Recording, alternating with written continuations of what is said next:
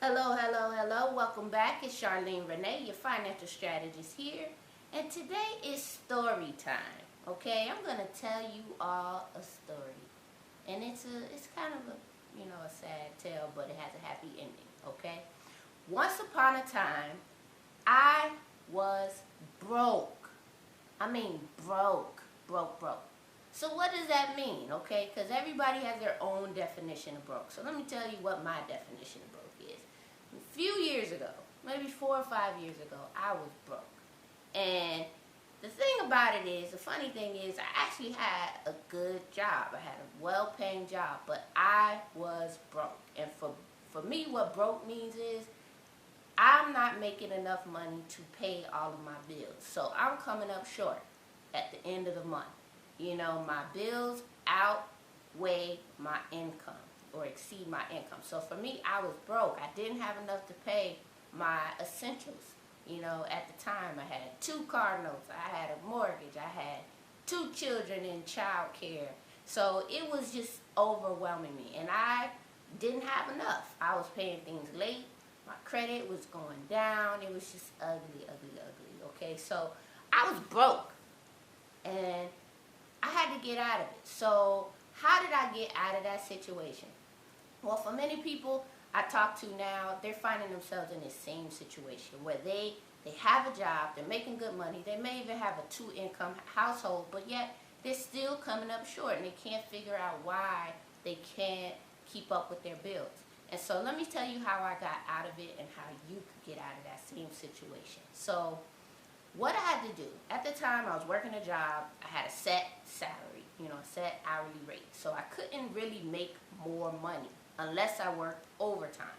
And at the time I had 2 small kids, I was in school, I really didn't have time to be working overtime. Plus I wanted to rest. So I couldn't really increase my money, my income at the time. So what I had to do, this is the #1 way to start coming out of being broke and getting into that next level where your finances are straight, is to decrease your expenses. That's what I had to do, and that's what you're going to have to do in order to stop being broke and start living the life you want to live. So how do I do that? Decrease your expenses. So first you have to take a look at what are those non-essentials, okay?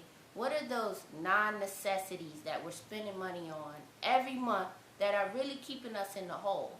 And for me, that was something like cable, okay? I had many years growing up where I did not have any cable. So for me, that was the first thing that could go. I was one of the first people on the Netflix only train, cut the cable, cut that bill out, never looked back. Never had cable after that. Well, maybe once I had cable because I had a deal. But after the deal was off, I cut that too. So cable. Internet. Okay, well, we need internet, right? I gotta have my internet, otherwise I can't watch my Netflix. Okay, yeah, that's true. But I had the lowest possible internet plan that they offered. I mean, the basics. No, it wasn't the fastest, but it was the cheapest. So I cut my internet down to the socks. I needed it for school, but I didn't need it to be the most 250 megabytes per minute or whatever it is. So I cut the cable down to its socks. The next thing that I had to do was to stop eating out.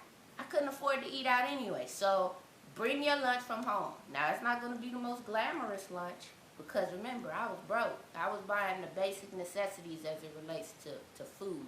So you can't be eating out every day for lunch or on the weekends, breakfast, lunch, and dinner. I know 2 for $4, 4 for $4, it's not that expensive, but it adds up.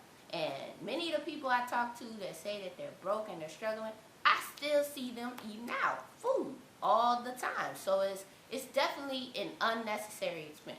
But what about your essentials? What about the expenses you have to have? How do you decrease those? Well, let me tell you. So one essential that people say I have to have is my phone. Okay, you have to have a phone.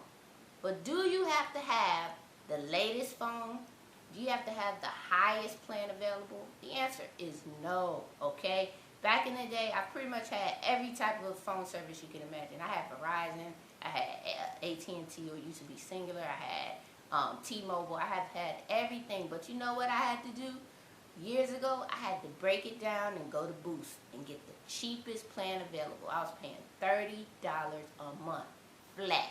I had the old BlackBerry phone that you could just get for $49.99. I paid cash for it. And you know what? That saved me a lot of money over the years. And to this day, I still have never had the newest iPhone.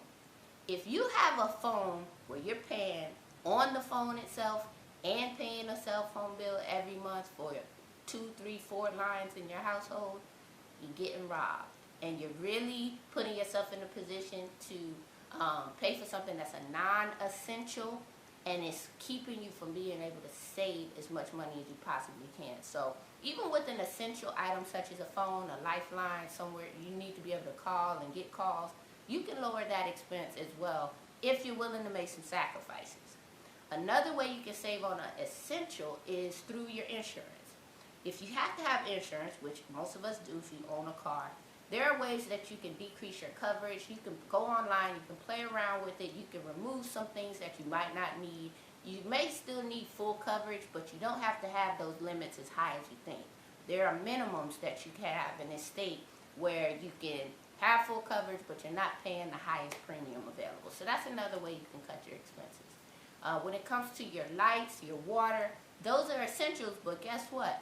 You can cut that down as well by not using as much electricity and as much power. Turn the TV off sometimes. Turn the lights off. Teach your kids to shut those lights off. I know I do. I'm like, hey, you're running up my electricity bill. Turn it off.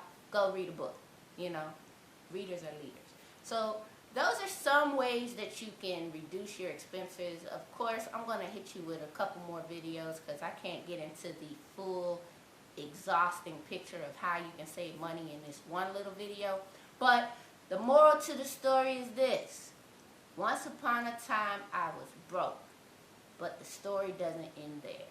I was able to decrease my expenses, sacrifice a little bit to over time where I was able to overcome that point where my income was exceeded by my expenses. And now my expenses are the lowest, well, they could probably get a little bit lower, the lowest that they've been in years. So that now my income exceeds my expenses, and now I'm able to save, now I'm able to stack, now I'm able to invest. And that's what I want for you. So if you need some help figuring it out and getting to that point, then you can give me a call. You can reach out via email. Go to pennfinancialgroup.org, like and share this video, and let's all get off of that bad storyline of, you know, I was broke or I'm broke. I also have to watch what you say. I try not to use that word very often because I know words have power. So I really don't like to say that I'm broke. But at the time I was. That was my reality. But no longer is that my reality. Now I'm rich. You know, I'm wealthy. And I'm rich in knowledge. So I want to share that with you. So until next time, stay tuned, stay stacking, and keep making money moves.